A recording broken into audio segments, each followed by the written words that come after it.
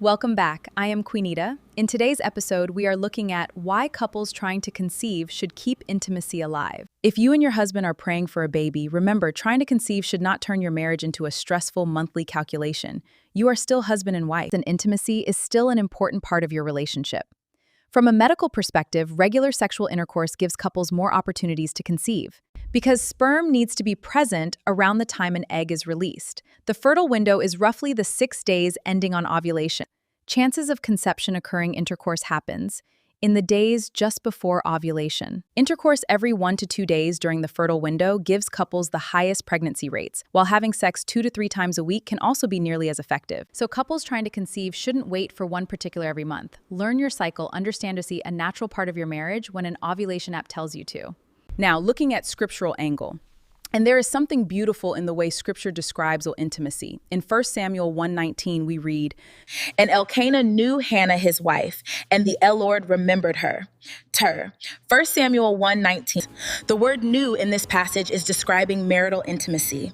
And what happened afterward? The Lord remembered her. Now, this doesn't mean that having sex guarantees pregnancy.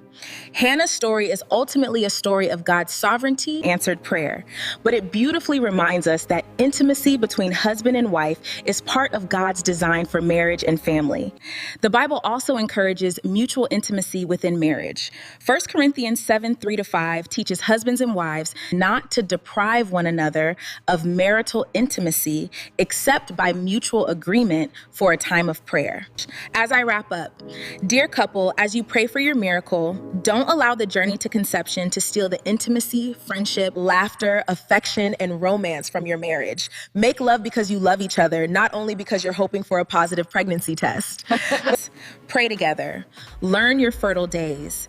Be intentional about intimacy. Support one another emotionally. And when the waiting becomes difficult, remember, you are a couple before you are a couple trying to conceive. And if pregnancy doesn't happen after 12 months of regular unprotected intercourse, when she is 35 or older, it's appropriate to seek a fertility evaluation. Earlier evaluation may be warranted when there are known fertility concerns. Here's your take home. Keep loving, keep believing, keep walking together, and keep your marriage alive while you wait for your blessing. Love and cherish one another. I'll see you in the next episode. Bye.